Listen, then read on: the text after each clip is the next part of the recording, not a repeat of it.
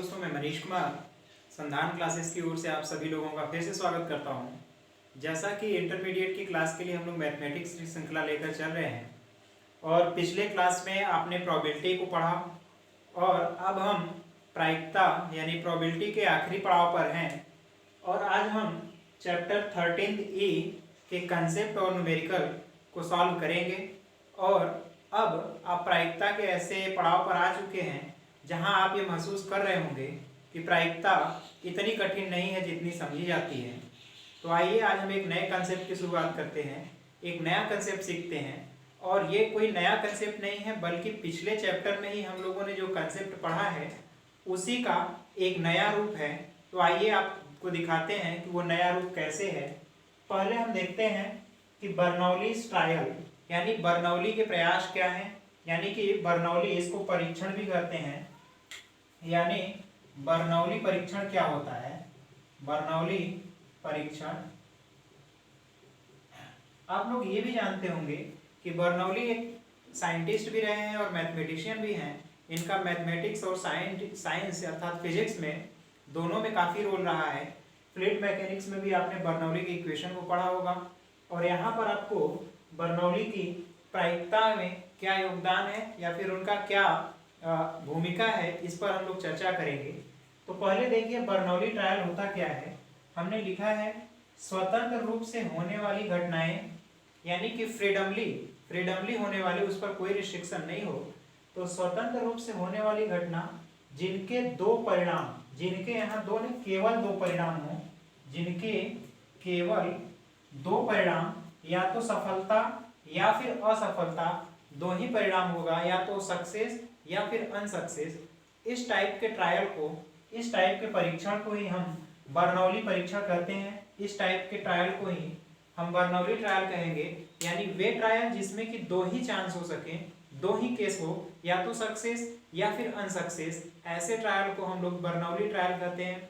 For example, अगर मैं एक टास्क को उछालूं और कहूं कि हेड आए तो मैं सक्सेस होऊंगा और हेड नहीं आएगा तो मैं अनसक्सेस होऊंगा। हेड, एक सिक्के को उछाला गया, सिक्के को उछालने पर अगर हेड आता है तो मैं सफल हूँ, सक्सेस हूँ। तो देखिए यहाँ पर दो टाइप के इवेंट होंगे, या तो मैं सक्सेस होऊंगा या फिर अनसक्सेस होऊंगा। तो इस टाइप का ट्रायल जो होगा ये बर्नौली ट्रायल कहलाएगा। इसी में अगर दूसरा एग्जांपल लीजिए, मान लीजिए मैं किसी निशानेबाजी में भाग लेता हूँ तो मेरे द्वारा या तो निशाना लगाया जाएगा या फिर मैं चूक जाऊंगा। तो दो ही केस है, या मैं सफल होऊंगा या फिर असफल होऊंगा। तो इस तरह की घटना जो है, ये घटनाएं कहलाती हैं बर्नौली प्रयास या फिर बर्नौली परीक्षण। तो यहाँ तक आप समझ गए होंगे। अब देखिए आगे क्या कंसेप्ट है। आगे एक कंसेप्ट ये है कि यदि किसी प्रयोग में n स्वतंत्र प्रयास हो, n स्वतंत्र प्रयास हो, इसका मतलब n बार प्रयास किया जाए, n बार प्रयास किया जाए और सफलता को, यहाँ पर ध्यान रखिए, सफलता को चर के रूप में, चर x के रूप में व्यक्त किया जाए। सफलता को हम चर के रूप में व्यक्त कर रहे हैं। यहाँ पे मतलब समझिएगा, सफलता को चर के रूप में व्यक्त करने का मतलब ये हुआ कि अगर हम एक बार सफल होते हैं, एक बार, इसका ये मतलब हुआ, चर का मतलब मान एक है, इसका मतलब है एक बार सफल, एक बार सफल। अगर x इक्वल 2 है तो हम दो बार सफल हुए, दो बार सफल। इसी तरह से अगर x इक्वल 5 है यानी हम 5 बार सफल हुए, 5 बार सफल है। तो ये जो चर का मान आप यहाँ पे देख रहे होंगे, ये सफलता को ही हम चर के रूप में व्यक्त करते हैं। अब आप आगे देखिए, हमने लिखा है यदि किसी प्रयोग में n स्वतंत्र प्रयास हो तथा सफलता को चर के रूप में व्यक्त किया जाए। n स्वतंत्र प्रयास का मतलब ये हुआ कि जैसे मैं ये कहूँ कि मैं एक सिक्के को 5 बार उछाल रहा हूँ और अगर हेड आएगा तो मैं जीतूंगा। तो मेरे 5 प्रयासों में, अब देखिए हो क्या सकता है, मैं 5 बार अगर सिक्के को उछालूं, हो सकता है एक बार भी मैं ना जीतूं। अगर एक बार भी नहीं जीत रहा हूं यानी मेरी सफलता 0 है, यानी इसकी सफलता का जो चर होगा वो 0 है, यानी एक बार भी नहीं जीता। ऐसा हो सकता है मैं एक बार जीतूं तो चर का मान 1 होगा, 2 बार जीतूं, 3 बार जीत सकता हूँ, 4 बार जीत सकता हूँ या फिर 5 बार जीत सकता हूँ। तो ये सभी जो मान होंगे वो सफलता के मान को ही हम चर के रूप में व्यक्त करेंगे। आपने पिछले भी चैप्टर में प्रोबेबिलिटी का डिस्ट्रीब्यूशन जब जिस तरह से हमने किया उसमें भी यही कंसेप्ट था, उसी को हम आज आगे बढ़ाएंगे। तो देखिए अब इसके बाद कहना क्या चाह रहे हैं। अब इतनी बार आप प्रयास किए, अगर आपके सफलता की प्रायिकता P है तो सफलता की प्रायिकता अगर P है तो दो ही केस है, सफलता और असफलता। तो जो असफलता की प्रायिकता होगी 1 माइनस P, इसको हमने Q लिखा, यानी कि सफल होने की प्रायिकता P और असफल होने की प्रायिकता Q है। अब अगर आपने n बार प्रयास किया, हमने मान लीजिए n बार सिक्के को उछाला, n बार सिक्का उछाला, n बार सिक्का उछाला, उस n बार में हमें एक बार भी सफलता नहीं मिली, x इक्वल 0 है, यानी एक बार भी सफल नहीं हुआ मैं, तो इसकी जो प्रायिकता होगी उसको देखिए कैसे लिखेंगे। एक बार भी सफल नहीं हो रहा उसकी प्रायिकता, तो n में से एक बार भी मेरे फेवर में नहीं है, ये वाली वैल्यू p के पावर होगी। यहाँ पर देखिए p सक्सेस को दिखा रहा है, तो मैं एक बार भी सक्सेस नहीं हूँ, तो p के पावर 0, और यानी n बार मैं अनसक्सेस हूँ। यहाँ बहुत अच्छा कंसेप्ट है, आप ध्यान रखिए। अगर मैं एक बार भी सफल नहीं हुआ इसका मतलब सभी बार फेल हुआ हूँ, तो सभी बार फेल की प्रायिकता। दूसरा केस मान लीजिए मैं एक बार सक्सेस हूँ, तो एक बार अगर सक्सेस हूँ तो सक्सेस की पावर 1 रहेगा और अनसक्सेस में एक की कमी आ जाएगी, यानी n अगर प्रयास है मेरे और एक बार मैं सफल हुआ हूँ तो n माइनस 1 बार असफल होऊंगा, तो इस तरीके से। और ये वाला जो वैल्यू है ये आपका कोफिशिएंट वैल्यू बताएगा कितनी टाइप से ये घटना होगी, कितने टाइप से होगी। नेक्स्ट देखिए, अगर n प्रयास में मैं 2 बार सफल हो रहा हूँ, 2 बार सफल हो रहा हूँ, तो इसकी जो प्रायिकता होगी 2 बार सफल हो रहा हूँ तो n में से 2 बार होने के चांस जो होंगे, सॉरी n में से 2 बार चुनने के जो प्रकार होंगे NC2 प्रकार होंगे, और 2 बार सक्सेस हूँ तो p के पावर 2, और n माइनस 2 बार अनसक्सेस हूँ तो q के पावर n माइनस 2। तो इस तरीके से आप आसानी से प्रायिकता निकाल सकते हैं। अगर इसी तरह n मैं प्रयास करूं तो NCn p के पावर n, यानी कि मैं हर बार सक्सेस हुआ हूं, एक बार भी अनसक्सेस नहीं हुआ हूं, तो इस तरीके से आप लिखेंगे। अब अगर इसको फार्मूले के तौर पे लिखा जाए तो देखिए प्रायिकता चर r के लिए प्रायिकता क्या होगी, यानी n में से हम r बार घटना घटने की प्रायिकता निकाल रहे हैं। टोटल n प्रयास हैं, n में से r प्रयास हमारे फेवर के हैं, तो p मतलब सफलता के पावर r होगा, क्योंकि r बार मैं सक्सेस हूँ, ये बता रहा है कि r बार क्या है, r जो है सफलता को दिखा रहा है, और n माइनस r जो दिखाएगा असफलता को दिखाएगा, असफल हो रहा हूँ मैं, और p जो है सफलता की प्रायिकता है और q जो है असफलता की प्रायिकता है। तो इस तरीके से ये हमारा फार्मूला हुआ, आप इसको नोट करिए। फिर हम चैप्टर के न्यूमेरिकल को बताएंगे और एक एक कंसेप्ट को बहुत ही बारीकी से समझेंगे। तो इसको हम आगे करते हैं। आइए बर्नौली थ्योरम को हम एक एग्जांपल से समझाते हैं आपको। इसका जो इम्पोर्टेंस है और इसकी ब्यूटी को हम आपको एक एग्जांपल से समझा रहे हैं, समझने की कोशिश करिए। मान लीजिए मेरे पास एक सिक्का है और मैंने सिक्के को 3 बार उछाला, मैंने सिक्के को 3 बार उछाला है, और सिक्के को अगर 3 बार उछाला जाएगा तो आप जानते हैं टोटल जो केस होगा ये हमने एस के तौर पे लिख दिया है, ये सैंपल स्पेस है। अब देखिए कहा क्या जा रहा है, इन 3 उछालों में बिल्कुल ठीक 2 चित्त आए, 2 चित्त आए, इसकी क्या प्रायिकता है। तो देखिए आप पहले जो तरीका अपनाते थे कि 3 उछाल में पूरा ये कॉम्बिनेशन बनता था, और ठीक 2 चित्त आए, तो आप यहाँ ढूंढिए 2 चित्त कहाँ कहाँ पर है। 2 चित्त का मतलब 2 हेड हो, 2 हेड हो, तो देखिए 2 हेड यहाँ पर है, 2 हेड यहाँ है, 2 हेड यहाँ पर है, तो पूरे आपको 3 केस दिख रहे हैं, पूरे आपको 3 केस दिख रहे हैं। तो जो प्रायिकता होगी 3/8 होगा, 3/8 होगा, ये आप पहले नियम से जान रहे हैं। लेकिन अगर इसी को बर्नौली के प्रमेय से करना है तो देखिए करेंगे क्या, यहाँ पे पूरे जो प्रयास है 3 प्रयास, और 3 में से ठीक 2 प्रयास हमको लेने हैं, ठीक 2 प्रयास में हमको सफलता लेनी है। अब यहाँ हमारी सफलता किस बात में है, सफलता इस बात में है कि हेड, सिक्के पर अगर हेड आएगा तो मैं सक्सेस हूँ, तो सिक्के पर हेड आए इसकी जो प्रायिकता है 1/2, इसका मतलब मेरे सफल होने की प्रायिकता 1/2 है, और असफल होने की प्रायिकता भी 1/2 होगा। क्योंकि सफल और असफल दोनों का एक होगा योग करने पर, तो असफल होने की प्रायिकता भी 1/2 हो गई, यानी ये q का मान हो गया। और हम जानते हैं कि n में से r बार अगर मैं सफल हूँ तो इसकी प्रायिकता NCR p to the power r and q to the power n minus r है। तो यहाँ n की वैल्यू 3, r की वैल्यू 2 है, और p की वैल्यू यहाँ से 1/2 के पावर 2 टाइम्स है, और मैं अनसक्सेस एक बार हो रहा हूँ, अनसक्सेस एक बार हो रहा हूँ, तो q के पावर 1 हुआ। अब इसको हम सॉल्व करेंगे तो ध्यान दीजिए, यहाँ बहुत इंटरेस्टिंग चीज आएगा।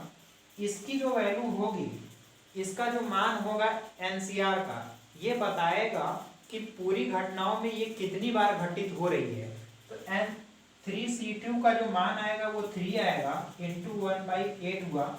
अब इसका ये मतलब है कि इस पूरी घटना में जो 3 बार उछाला गया, तो इन पूरी घटनाओं में 3 बार ऐसी घटना होगी, 3 बार ऐसी घटना होगी कि 2 हेड आएगा।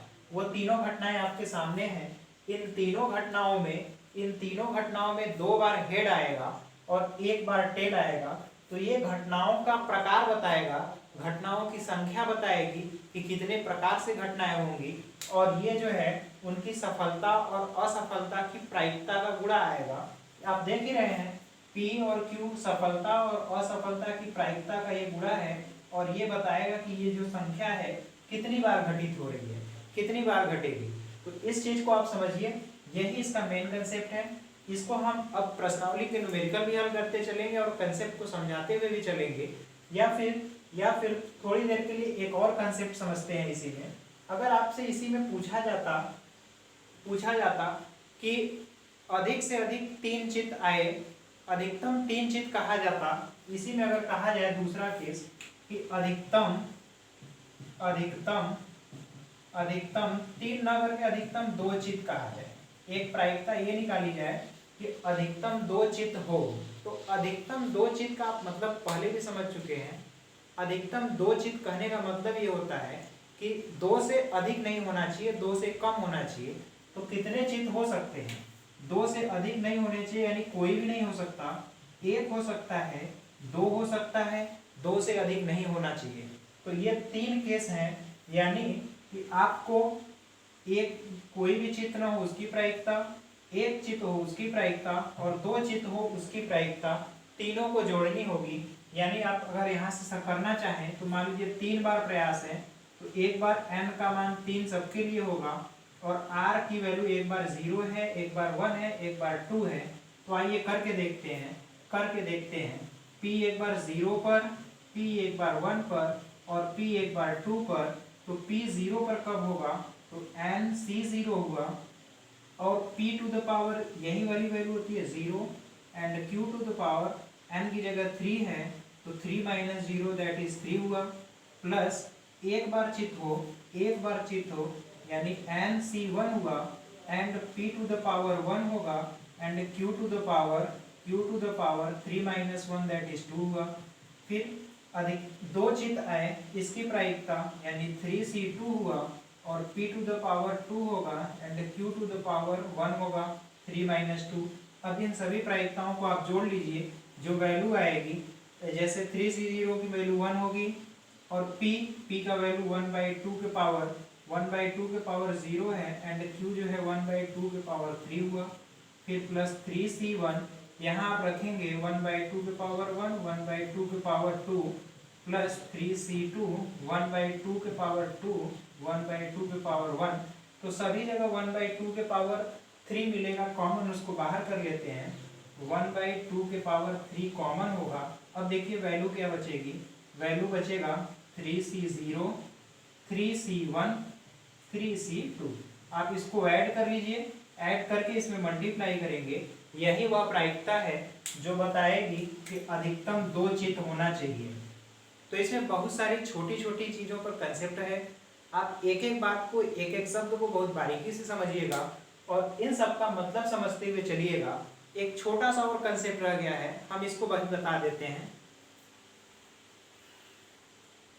देखिए यहाँ पे एक बहुत ही छोटा कंसेप्ट है, लेकिन बहुत ही इंपॉर्टेंट कंसेप्ट है, समझिएगा इसको। हमने लिखा है सभी प्रकार की प्रायिकताओं का योग जो होगा वह 1 के इक्वल होता है। इस चीज को समझने का प्रयास करिए। मान लीजिए लिखा है हेड आने की प्रायिकता अगर P है, यानी सक्सेस की P है और अनसक्सेस का Q है, तो सभी प्रकार की प्रायिकताएं, यानी मान लीजिए आपने n प्रयास किए हैं, आपके द्वारा n प्रयास किया गया, तो इस n प्रयास में हो सकता है आप एक बार भी सफल ना हो, एक बार सफल ना होने की प्रायिकता, एक बार सफल होने की प्रायिकता, 2 बार सफल होने की, 3 बार सफल होने की, ऐसे ही n बार सफल होने की, यानी सभी प्रकार की प्रायिकताओं को आप जोड़ेंगे तो उसका मान हमेशा 1 के बराबर आएगा। इस चीज को बहुत अच्छी तरीके से समझिएगा। देखिए एक और इसी में इस एग्जाम्पल के बेसिस पे कहें, अगर एक सिक्के को 3 बार उछाला गया, तो अगर हेड आने की प्रायिकता P है और हेड न आने की प्रायिकता Q है, तो सभी प्रकार की प्रायिकताएं, मतलब ये केस क्या क्या होगा। अगर एक सिक्के को 3 बार हमने उछाला है, तो पहला केस हो सकता है कि किसी बार हेड ना आए, किसी बार हेड ना आए यानी तीनों बार टेल आ जाए, किसी बार हेड ना आए यानी कि ये P0 हुआ, एक बार हेड आए P1 होगा, 2 बार हेड आए P2 होगा और तीनों बार हेड आ जाए P3 होगा। इन सभी प्रायिकताओं को अगर आप जोड़ेंगे तो ये 1 के बराबर आएगा, ये हमेशा 1 के बराबर होगा। इसका हम कई क्वेश्चन में इस लॉजिक का यूज करेंगे, जो कैलकुलेशन को भी आसान करेगा और कंसेप्ट को भी डेवलप करेगा। तो आप इसको नोट करिए, फिर हम न्यूमेरिकल करते हैं। आइए देखिए प्रश्नावली का पहला सवाल है।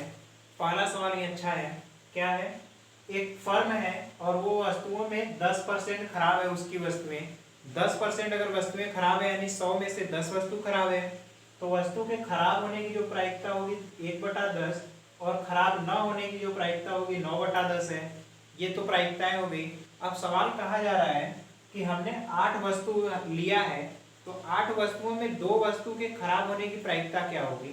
तो 8 वस्तु में से 2 वस्तु के खराब होने की प्रायिकता, यानी ये पूरा n है और इसमें से 2 यानी r की वैल्यू 2 है और खराब होना ये हमारे फेवर में है, इसकी प्रायिकता पूछी जा रही है। जिसकी प्रायिकता पूछी जाती है वो हमेशा p की वैल्यू होती है। तो देखिए 2 की वैल्यू, तो 8 में से 2 p के पावर 2, p के पावर ये वाली वैल्यू p2 और q के पावर 8 - 2 दैट इज 6। इसको सॉल्व करेंगे, वैल्यू आ रही है 28 into 9 to the power 6 upon 10 to power 8। तो इस तरह से सॉल्व करिए। फिर नेक्स्ट क्वेश्चन करते हैं। देखिए दूसरा क्वेश्चन क्या है, एक सिक्के को 8 बार उछाला जा रहा है। एक सिक्का है, 8 बार उछाला हमने, यानी टोटल 8 प्रयास किए। कहा जा रहा है कि ठीक 5 चित्त आए, ठीक आप 5 बार सफल हो, हेड आए, इसकी क्या प्रायिकता है। तो देखिए हेड आने की प्रायिकता 1/2 होती है और टेल आने की भी प्रायिकता 1/2 होती है, इसलिए ये सक्सेस है, ये सक्सेस है, ये सक्सेस की प्रायिकता है, ये अनसक्सेस की है, तो हाफ ऑफ प्रोबेबिलिटी है।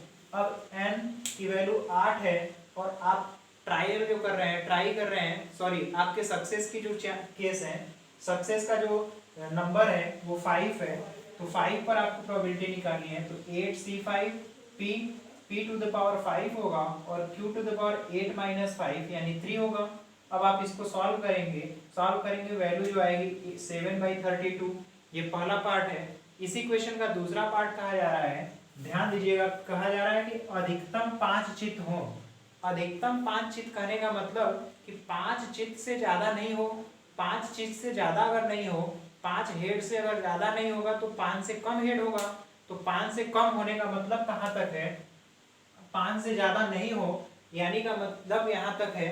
5 से ज्यादा न होने का मतलब यह है कि 5 तक होना चाहिए, यानी कि कोई भी हेड ना हो, 1 हेड हो, 2 हेड हो, 3 हेड, 4 हेड या फिर 5 हेड, 5 से ज्यादा नहीं है। तो देखिए इसकी प्रोबेबिलिटी कोई भी हेड नहीं है, यानी हम एक भी सक्सेस नहीं है। ये probability 1 success, 2 success, 3 success, 4 success और 5 सक्सेस। इसमें सभी वैल्यू को आप रख लीजिए। यहाँ पर देखिए P और Q सेम वैल्यू है, P इक्वल Q है, P इक्वल Q इक्वल 1/2 है, तो सभी में जो पावर आएगा 1/2 के पावर 8 होगा। 1/2 के पावर 8 को हमने कॉमन ले लिया और इसकी वैल्यू को आप सॉल्व कर कर रखेंगे तो अल्टीमेटली जो प्रोबेबिलिटी आएगी 219/2 के पावर 8 होगा। नोट करिए, फिर नेक्स्ट क्वेश्चन करते हैं। आइए देखते हैं अगला प्रश्न क्या है। एक पासे को 6 बार उछाला जा रहा है। पासा है, सॉरी हाँ पासे है, पासा है, सही है। पासे को 6 बार उछाला गया है। कहा जा रहा है कि सम संख्या प्राप्त करना सफलता है, यानी सम संख्या आएगी तो हम सफल होंगे। तो सम संख्या देखिए क्या होगा, 2 है, 4 है, 6 है। तो सम संख्या आने की प्रायिकता जो है हाफ होगी, और असफल होने की यानी सम संख्या नहीं आने की प्रायिकता भी जो होगी हाफ होगी, यानी P इक्वल Q इक्वल 1/2 है। दोनों प्रायिकताएं बराबर हैं। आपसे कहा जा रहा है अधिक से अधिक 2 सफलता।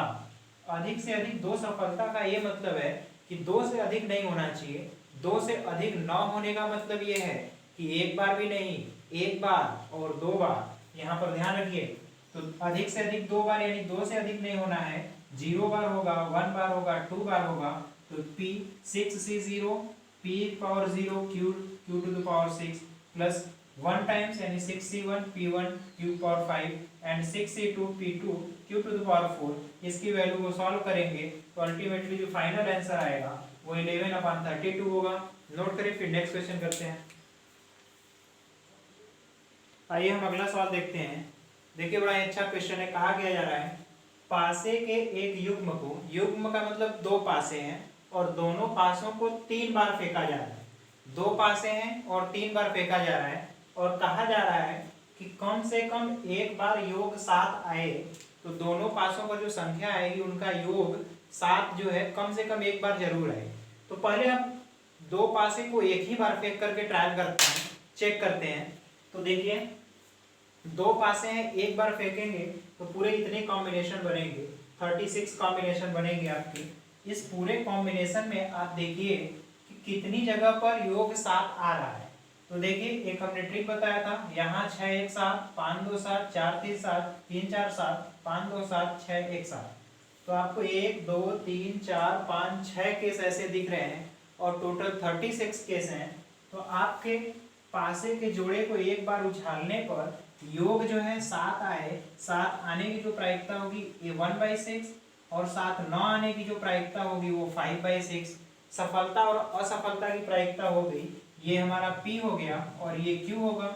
अब देखिए कहा क्या जा रहा है कि 3 में से कम एक बार, कम से कम एक बार जरूर होना चाहिए, यानी कि एक बार भी हो सकता है, 2 बार भी हो सकता है, तीनों बार हो सकता है, लेकिन एक बार जरूर होना चाहिए। तो देखिए P1 P2 P3, अब यहाँ पर 3 ट्रायल है, 3C1 3C2 3C3 P1 PQ की वैल्यू यहाँ पे रखिए और सॉल्व करने पर जो वैल्यू आ रही है 91/216 आ रही है। नोट करिए, फिर नेक्स्ट क्वेश्चन करते हैं। आइए देखते हैं अगला प्रश्न है। एक सिक्के को 6 बार उछाला गया है। एक सिक्का है उसको 6 बार हम उछाल रहे हैं, टोटल 6 प्रयास हैं।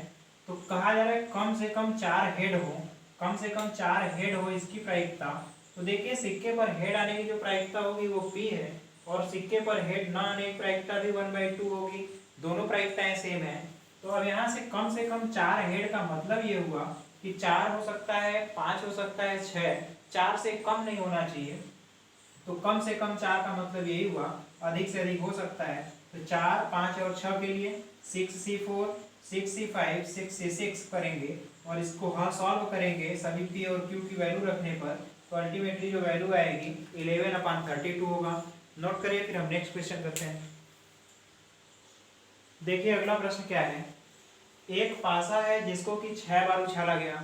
कोई भी पासा उस पर 6 संख्याएं होती हैं। इसमें 6 संख्याओं में 3 संख्याएं सम होती हैं और 3 विषम संख्या। तो कहा जा रहा है कि अगर पासे पर सम संख्या आएगी तो सफलता मानेगी। तो सफलता कब होगा, जब 3 में से कोई संख्या आए, यानी कि जो प्रायिकता होगी वो 1/2 होगी सम संख्या आने की। सम संख्या आने की प्रायिकता 1/2 और विषम संख्या आने की भी प्रायिकता 1/2, यानी कि P और Q की प्रायिकताएं, P और Q की प्रायिकताएं इक्वल हैं। नेक्स्ट देखिए कहा क्या जा रहा है। पहला पार्ट है कि तथ्यतः 5 सफलताएं। तथ्यतः का मतलब होता है एग्जैक्ट। एग्जैक्ट मतलब बिल्कुल 5 सफलताएं हो, न तो उससे कम न तो ज्यादा। इसका मतलब ये है कि 6 में से 5 बार सक्सेस हो। ये सक्सेस अनसक्सेस सॉल्व करेंगे 3/32 हुआ। दूसरा देखिए कहा जा रहा है न्यूनतम 5 सफलता, यानी कम से कम 5 जरूर होना चाहिए, 5 से कम नहीं होना चाहिए। इसका मतलब क्या हुआ, 5 से ज्यादा हो सकता है लेकिन 5 से कम नहीं। तो 5 और 6 ये 2 केस होगा। तो 6C5 6C6 सॉल्व करेंगे 6/64 है। सबसे अंतिम केस देखिए बहुत ही मजेदार है। कहा जा रहा है अधिकतम 5 सफलता हो अधिकतम 5 सफलता यानी 5 से ज़्यादा नहीं होना चाहिए, 5 तक रहना चाहिए।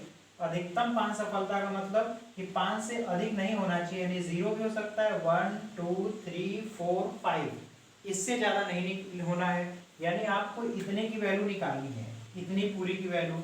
लेकिन आप जानते हैं अगर हम सभी केस को ऐड कर दें, इसमें हम प्लस P6 भी कर दें तो ये पूरे केस हो गए। पूरे केस को ऐड करेंगे तो हमने कंसेप्ट में बताया कि 1 के इक्वल होगा। अब आपको इतनी पूरी वैल्यू निकालनी है तो ये इस इक्वल कितने की हो जाएगा, 1 माइनस में से 1 में से हम P6 को घटा लें, यानी कि 1 माइनस P6 को घटा लें। इतना कैलकुलेट करने से अच्छा ये वैल्यू कैलकुलेट की जाए, ये वैल्यू कैलकुलेट की जाए तो देखिए होगा क्या, 1 माइनस P6 की वैल्यू हमने यहाँ लिखा है, P6 की जो वैल्यू होगी ये 1 है, 1 टाइम्स यानी 1 अपान 2 के पावर 6 दैट इज 64। इसको सॉल्व करेंगे तो 63 अपान 64 होगा। ये वैल्यू कितनी आसानी से हुई। आप इसमें इन सभी के मान रख करके भी चेक करिएगा, इतने के मान रख करके चेक करिएगा, यही मान आएगा। तो नोट करिए, फिर हम आगे करते हैं। आइए नेक्स्ट क्वेश्चन देखते हैं। कहा जा रहा है कि पासों के एक जोड़े को 4 बार उछाला जा रहा है, यानी 2 पासे हैं, हम उसको 4 बार फेंक रहे हैं। और कहा जा रहा है कि पासों पर जो अंकों का डबलेट यानी कि दोनों अगर समान अंक आ जाए तब सफलता माना जाएगा। तो देखिए सफल कब कब होंगे, जब हमारे पास दोनों पासों पर 1 1 आए, 2 2 आए, 3 3 4 4 5 5 6 6, यही 6 केस हैं हमारे सक्सेस होने के, और पूरे 36 केस हैं। तो सफलता की जो प्रायिकता होगी 1/6, ये P का मान हुआ, तो 1/6 अगर सफल है तो असफल होने की प्रायिकता 1 माइनस 1/6 दैट इज 5/6, ये Q हुआ। दोनों केस अलग हो गए। अब कहा जा रहा है कि 4 में से 2 सफलता, 4 में से 2 बार सक्सेस हों, कम 2 बार सक्सेस हों, तो 2 बार सक्सेस यानी एग्जैक्ट P2 की वैल्यू निकालनी है। सभी वैल्यू को हमने रखा और इसको P और Q की वैल्यू यहाँ से रखेंगे और सॉल्व करेंगे तो वैल्यू आ रही है 25/216। तो इसको नोट करिए, फिर नेक्स्ट देखते हैं। आइए अगला प्रश्न देखते हैं। एनसीईआरटी का क्वेश्चन है ये एनसीईआरटी का क्वेश्चन है। कहा जा रहा है कि वस्तु के ढेर में 5% त्रुटि युक्त हैं, यानी एक सैंपल है उसमें से 100 में से 5 वस्तुएं डैमेज हैं, तो डैमेज होने की जो प्रायिकता होगी 5/100, ये P का मान है। और त्रुटि युक्त न हो इसकी प्रायिकता तो 1 माइनस 1/20 करेंगे, ये Q का मान है, यानी 19/20 प्रायिकता है अच्छा होने की। अब सवाल कहा जा रहा है कि 10 वस्तु हमने लिया, उन 10 में से एक से ज्यादा त्रुटि युक्त न हो, एक से ज्यादा जो है त्रुटि वाला नहीं होना चाहिए, यानी 10 में से या तो कोई भी त्रुटि वाला ना हो, या फिर केवल एक त्रुटि वाला हो। तो देखिए यहाँ पे बहुत बारीकी से ध्यान रखना है कि आपको कौन सी प्रायिकता लेनी है। जो P है सक्सेस की है, तो P सक्सेस की है मतलब कि 0 सक्सेस है, यानी कि 0 त्रुटि हो या फिर केवल एक त्रुटि हो, तो इसीलिए हमने त्रुटि वाले को P माना है। तो यहाँ पर देखिए 10 में से 0, P त्रुटि वाला, Q बिना त्रुटि वाला है, त्रुटि वाला बिना है। यहाँ सभी वैल्यू को रखेंगे यहाँ से, तो अल्टीमेटली जो वैल्यू आ रही है वो 29/20 एंड 19/20 टू पावर n है। नोट करिए, फिर नेक्स्ट क्वेश्चन करते हैं। आइए देखते हैं अगला प्रश्न क्या है। कहा जा रहा है 52 पत्तों, ताश की एक गड्डी है उसमें 52 पत्ते हैं, उन 52 पत्तों से 5 पत्ते प्रतिस्थापन सहित का मतलब यह है निकालने के बाद फिर उसी में रखा जाता है, प्रतिस्थापन सहित निकाला जा रहा है। सभी पत्ते हुकुम के हों, यानी 5 के पांचों पत्ते हुकुम को, इसकी प्रायिकता। तो पहले हम हुकुम का पत्ता हो इसकी क्या प्रायिकता होगी, तो टोटल 52 पत्ते हैं और 52 में हुकुम के 13 पत्ते होते हैं, तो हुकुम का पत्ता निकले, इसकी जो प्रायिकता होगी 13/52 यानी 1/4, ये मान हुआ P का, और 9 होने का, हुकुम 9 हो इसकी प्रायिकता Q होगा, यानी 3/4।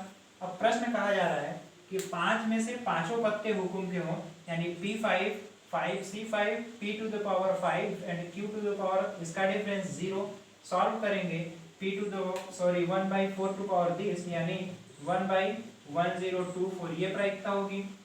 दूसरा केस कहा गया है 5 में से 3 पत्ते हुकुम के हों, यानी 5C3 P to the power 3 success है and Q to the power 5 - 3 करेंगे 2, ये टोटल प्रोबेबिलिटी आएगी, सॉल्व करेंगे 45/5/2। एंड नेक्स्ट केस है कि 5 में से एक भी पत्ता हुकुम का ना हो, यानी कि कोई भी पत्ता हुकुम का ना हो, यानी पहला ना हो, दूसरा भी ना हो, तीसरा भी नहीं, चौथा भी नहीं और पांचवा भी नहीं। तो देखिए यहाँ पे 5C 0 है, p⁻, 0 यानी कोई भी सक्सेस नहीं है और सभी अनसक्सेस हैं, यानी सभी अनसक्सेस का केस 5 है। यहाँ 3/4 होगा, सॉल्व करेंगे ये वैल्यू आएगी। तो इसको नोट करिए, फिर हम नेक्स्ट क्वेश्चन देखते हैं। आइए देखते हैं अगला प्रश्न क्या है। कहा जा रहा है कि बल्ब के 150 दिन, एक फैक्ट्री है वो कुछ बल्ब बनाती है और बल्ब जो है 150 दिन तक यूज करेंगे, तो उसके फ्यूज होने की जो प्रायोरिटी है, प्रायिकता है 0.05 है। 0.05 प्रायिकता है कि वह फ्यूज हो जाएगा। तो फ्यूज न होने की जो प्रायिकता है पॉइंट, इसमें से सब्ट्रैक्ट कर लेंगे तो 0.95 हुआ। अब ये फ्यूज होना हमने P मान लिया और फ्यूज न होना Q है। अब देखिए कहा क्या जा रहा है, इस प्रकार के जो बल्ब हैं, इस प्रकार के 5 बल्ब लिए गए। अब 5 बल्बों को 150 दिन तक यूज किया गया। अब कहा यह जा रहा है कि एक भी फ्यूज ना हो, एक भी बल्ब फ्यूज ना हो, इसकी कितनी प्रायिकता है? तो एक भी फ्यूज ना हो यानी 5 में से कोई भी फ्यूज नहीं होगा, 5 में से 0 फ्यूज, ये फ्यूज है तो फ्यूज की प्रोबेबिलिटी इनटू अच्छे रहने की प्रोबेबिलिटी, सॉल्व करेंगे ये वैल्यू आई। दूसरा केस है कि एक से अधिक नहीं फ्यूज होना चाहिए, यानी एक से कम फ्यूज रहे। तो एक से कम या एक फ्यूज रहे, इसका मतलब कि कोई भी फ्यूज ना हो या तो एक फ्यूज हो, एक से अधिक फ्यूज नहीं होना चाहिए। एक से अधिक नहीं, एक से अधिक नहीं होना चाहिए। एक से अधिक नहीं होने का मतलब कोई भी फ्यूज ना हो या फिर एक फ्यूज हो। तो 5 में से कोई फ्यूज ना हो, ये होगी प्रायिकता, और एक फ्यूज हो उसकी इतनी प्रायिकता है, कॉमन लेंगे वैल्यू इतनी होगी। तीसरा केस कहा जा रहा है कि एक से अधिक फ्यूज हो। एक से अधिक फ्यूज होने का मतलब कि एक से अधिक फ्यूज होने का मतलब कि 2 हो सकता है, 3 हो सकता है, 4 हो सकता है, 5 हो सकता है। देखिए आपको इतनी पूरी वैल्यू निकालनी है, तो एक तरीका हमने बताया कि सभी इन दोनों प्रायिकताओं को भी जोड़ दीजिए, P0 P1, इसको जोड़ेंगे तो पूरी प्रायिकता का योग जो है 1 के इक्वल होगा। अब हमें इतना का मान निकालना है, तो इसको यहीं पर रखते हैं। 0 और 1 वाला प्रायिकता हमें पता है, इसको उस साइड ले जाएंगे, यानी कि P2 plus P3 plus P4 plus P5 equal 1 minus P0 P1। P0 P1 की जो वैल्यू आई है, इतनी वैल्यू आई है, यानी 1.2 इंटू 0.95 टू द पावर 4। तो टोटल इतनी प्रायिकता होगी जो कि एक से अधिक फ्यूज हो। तीसरा और शायद अंतिम केस है, चौथा केस है कि कम से कम एक जरूर फ्यूज हो। एक जरूर फ्यूज हो यानी कि एक फ्यूज हो, 2 फ्यूज हो, 3 हो, 4 हो, 5 हो, कम से कम एक जरूर होना चाहिए। मतलब अधिक से अधिक कितना भी हो सकता है, 5 हो सकते हैं, ये वैल्यू निकालना है। तो इसमें भी हम अगर P0 यहाँ जोड़ेंगे तो टोटल वैल्यू 1 हो जाएगी, लेकिन हमें मान निकालना है 1 से लेकर के 5 तक। इसको ऐसे ही रहने देंगे और इसको, इस वाले मान को उस तरफ ले जाएंगे। तो P1 P2 P3 P4 and P5 equal 1 minus P0 होगा। एंड 1 माइनस P0 की हमने वैल्यू निकाल ली है, इतना है, इसको यहाँ पर रख लीजिए 0.95 टू द पावर 5। तो टोटल जो प्रायिकता होगी कि कम से कम एक जरूर फ्यूज हो, इतना होगा। तो आप इसको नोट करिए। तो देखिए कितने अच्छे तरीके से कंसेप्ट के समझ आने पर प्रायिकता के एक एक सवाल समझ में आ रहे हैं, एक एक कंसेप्ट आपको अच्छी तरीके से समझ में आ रहा है। यही है मैथमेटिक्स की। आप जब भी मैथमेटिक्स पढ़िए उसके कंसेप्ट को कैप्चर करिए, कंसेप्ट को समझने की कोशिश करिए, क्योंकि रटी रटाई चीज़ें हो सकता है कभी कभार काम आ जाए, लेकिन ये जो परमानेंट चीज़ें रहती है वही कंसेप्टिव रहती हैं, जिससे आप दूसरों को भी समझा सकते हैं और खुद भी आप समझ करके उसकी वास्तविकता को समझ करके, जान करके आपको खुद भी अच्छा लगेगा। तो आप नोट करिए, फिर हम नेक्स्ट क्वेश्चन देखते हैं। देखिए एनसीईआरटी का एक क्वेश्चन है, कहा क्या जा रहा है कि एक थैला है जिसमें 10 गेंदें हैं और हर गेंद पर एक नंबर लिखा है और किसी भी गेंद पर डबल नंबर नहीं लिखा है, यानी एक गेंद पर 0 है, 1 है, 2, 3, 4, 5, 6, 7, 8 एंड 9। तो ये पूरी 10 गेंदें हो गई, 1 से लेकर के 9 तक, और एक पर 0 लिखा है, तो पूरी 10 गेंदें हो गई। अब कहा गया है, कहा जा रहा है कि निकाले गए किसी भी गेंद पर जीरो न लिखे होने की प्रायिकता निकालनी है आपको। किसी भी गेंद पर जीरो न लिखा हो इसकी प्रायिकता, और 4 गेंदें प्रतिस्थापन के साथ निकाली जाती हैं। यानी एक गेंद हमने निकाला, उसको देखा, फिर वापस रख दिया, दूसरी गेंद निकाला, फिर देखा, फिर वापस रखा, तीसरी निकाला, इस तरीके से प्रोसेस है। तो 4 गेंदें निकाली जा रही हैं और 4 में कोई भी किसी भी गेंद पर जीरो न हो उसकी क्या प्रायिकता है। तो पहले देखिए, अगर एक गेंद निकालेंगे उस पर जीरो लिखा हो इसकी क्या प्रायिकता है। तो जीरो लिखे होने की जो प्रायिकता होगी वह होगी, एक केस है 1/10 हुआ, ये P हुआ। अब निकाले गए गेंद पर जीरो न लिखा हो, यहाँ पर जीरो न लिख कर लीजिएगा, निकाले गए गेंद पर जीरो न लिखा हो इसकी प्रायिकता 1 माइनस, वैसे भी 9 केस हैं, 9/10 ये Q हुआ।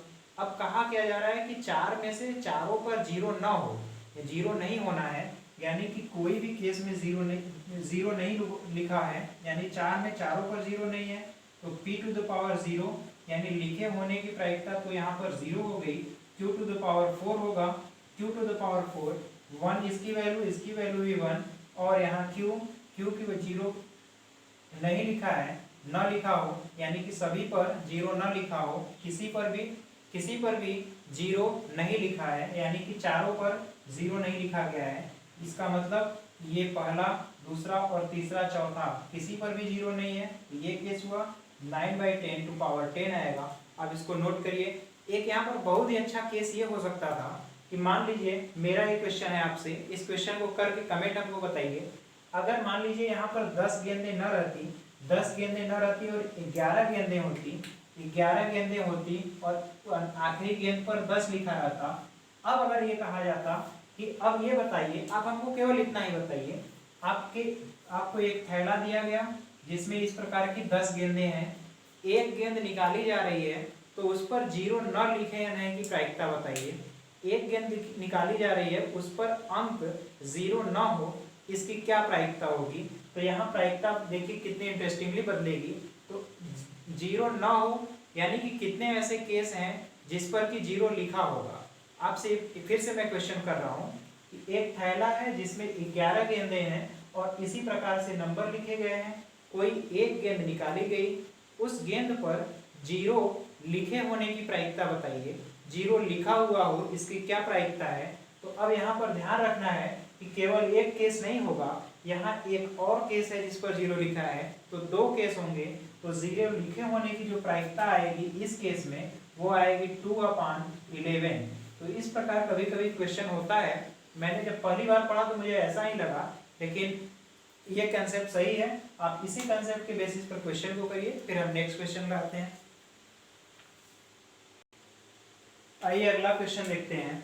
अगले क्वेश्चन में ये कहा जा रहा है कि एक पासा है, उसको हमने 7 बार उछाला है। तो देखिए इस पूरी प्रायिकता में हमने पासे ही उछाले हैं, तो एक तरह से ये पासे का ही खेल हो गया। आप हमको अच्छा ये बताइए कि महाभारत में ऐसा कौन सा पात्र था जो पासा खेलने का महारत जिसको हासिल था, जो कि पासा सबसे अच्छा फेंकना जानता था। ऐसे 2 लोग थे। आप एक पांडवों में उसका नाम बताइए, उस भाई का नाम जो कि पासा अच्छा खेलते थे, और पूरी महाभारत में जिसको महारत हासिल था आप उसको भी कमेंट हमें करके बताइए। फिर आइए इधर हम पासा फेंकते हैं। एक पासे को 7 बार उछाला गया है और कहा जा रहा है, तो जब 7 बार उछालेंगे और कहा जा रहा है कि 7 में से 2 बार 6 आ जाए, 7 बार में से 2 बार 6 है, इसकी क्या प्रायिकता है। तो पहले ये देखिए 6 आने की प्रायिकता क्या है। तो उछाले गए पासे पर 6 आने की जो प्रायिकता होगी वो 1/6 होगी, क्योंकि 6 संख्या है और केवल 6 आना है, तो 1/6। तो 6 न आने की प्रायिकता क्या होगी, 1 - 1/6 दैट इज 5/6। 5/6 हो गया प्रायिकता 6 न आने का, और आने की प्रायिकता 1/6। आपसे पूछा जा रहा है 7 में से 2 बार 6 आए, यानी कि 7C2 2 बार 6 आए, तो ये आने की प्रायिकता और ये न आने की प्रायिकता। देखिए इसको सॉल्व करेंगे तो अल्टीमेटली जो वैल्यू आएगी 7/12 इंटू 5/6⁵ हुआ। अब इसको सॉल्व करिए, फिर हम नेक्स्ट क्वेश्चन करते हैं। आइए अगले प्रश्न पे विचार करते हैं। अगला प्रश्न है कि एक सिक्का है और उसको 10 बार टॉस किया गया, 10 बार हेड टेल किया गया है। कहा जा रहा है कि मैक्सिमम 6 बार हेड आए इसकी क्या प्रायिकता है, तो पहले हेड आने की तो प्रायिकता देखें। तो हेड आने की जो प्रायिकता है, सिक्के पर हेड आए इसकी प्रायिकता आप जानते हैं 1/2 होगा, और सिक्के पर हेड न आए यानी कि टेल आ जाए इसकी प्रायिकता 1/2 होगी। तो P और Q की वैल्यू सेम है। अब आपसे कहा जा रहा है कि अधिकतम 6 बार हेड आए, यानी 6 से अधिक बार नहीं होना चाहिए, तो 6 से कम तो सभी केस होंगे। तो देखिए P0 होगा 1 2 3 4 5 एंड 6, इससे ग्रेटर नहीं होना चाहिए, तो हमने नहीं लिया यहाँ तक। अब इसमें 10 टाइम्स है, n की वैल्यू 10C0 P0 Q10, ऐसे ही P1 के लिए तो 10C1 10C2 10C3 10C4 10C5 10C6, इसमें सभी जगह आप P एंड Q इक्वल है, P इक्वल Q इक्वल 1/2 है, तो P और Q की वैल्यू रखेंगे तो 1/2 के पावर 10 सब में मिलेगा, कॉमन ले लिया, इस वैल्यू को सॉल्व करेंगे तो 53/64 आया। ये पहला तरीका है। इसी को हम दूसरे तरीके से भी कर सकते हैं। देखिए एक तरीका ये है कि आपको ये मान निकालना है, तो हम इसके लिए 1 माइनस जो बचे हुए मान है इसको हम जोड़ करके घटा दें, यानी 1 माइनस इतना पूरा वैल्यू, तो इस 1 माइनस P7 P8 P9 और P10 की वैल्यू यहाँ रखिए और इसको सॉल्व करिए, 1 से सब्ट्रैक्ट करिए 1 माइनस इसकी वैल्यू को हमने सॉल्व करके यहाँ लिखा और यहाँ घटाएंगे तो सेम वैल्यू आएगी 53/64। नोट करिए, फिर हम नेक्स्ट क्वेश्चन करते हैं। देखिए आज का हमारा आखिरी क्वेश्चन है कि बहुविकल्पी एक परीक्षा कराई जा रही है, एक एग्जाम हो रहा है जिसमें ऑप्शनल क्वेश्चन है और 6 ऑप्शनल क्वेश्चन है, टोटल 6 ऑप्शनल क्वेश्चन है और एक क्वेश्चन के 4 ऑप्शन है। तो देखिए कोई एक अगर अनुमान द्वारा ही हम केवल टिक लगाएंगे तो सही होने की जो प्रायिकता है तो 4 में से 1 सही है, तो 1/4 प्रायिकता हुई सही होने की और गलत होने की प्रायिकता अधिक है। तो गलत होने की प्रायिकता 1 माइनस 1/4 यानी 3 उत्तर गलत होंगे, तो 3/4 है। इसीलिए कभी भी माइनस मार्किंग के एग्जाम में हमें गलत क्वेश्चन को नहीं टच करना चाहिए, क्योंकि देखिए यहाँ खुद दिख रहा है कि उत्तर की गलत होने की प्रायिकता 3 गुना है और सही होने की प्रायिकता केवल 1 पार्ट है, तो इसलिए गलत क्वेश्चन हमें नहीं टच करने चाहिए। देखिए अब कहा क्या जा रहा है, एक लड़का है और वो अनुमान विधि से उत्तर दे रहा है, कहा जा रहा है 5 या 5 से अधिक प्रश्न का सही उत्तर हो जाए, इसकी क्या प्रायिकता है। तो 5 या 5 से अधिक का मतलब हुआ कि 5 सही हो या फिर 6 सही हो जाए। तो 5 सही होने की प्रायिकता 6 में से 5 सही हो, सही होने की प्रायिकता P, Q गलत होने की प्रायिकता प्लस 6 में से 6 सही हो, सही होने की प्रायिकता गलत होने की प्रायिकता, इसको सॉल्व करेंगे तो ये वैल्यू 6 3 से मल्टीप्लाई होगी और ये वैल्यू 1 हुआ, इसको टोटल ऐड करेंगे यानी 19/4096, ये टोटल प्रोबेबिलिटी होगी। तो आज के क्लास में हम बस इतने ही क्वेश्चन को करते हैं। नेक्स्ट जो बचे हुए पार्ट हैं उसे हम अगले लेक्चर में पूरा करने की कोशिश करेंगे। वैसे आप हमें कमेंट करके बताइए कि बर्नौलीज थ्योरम कितना आपको समझ में आया, कितनी आपकी समझ बढ़ी और इससे अब कितना डर खत्म हो रहा है। आपको अगर कोई और भी प्रॉब्लम आ रही है तो आप हमें उसे कमेंट में करके बताइए, जिससे हम उससे दूर कर सकें, जिससे आपकी समस्याएं और भी निदान हो सके। और अगर कोई सुझाव भी है तो उसे भी आप हमें कमेंट में करके बताइए। तो आज के लिए आपका हमारा साथ देने के लिए बहुत बहुत धन्यवाद। जय हिंद।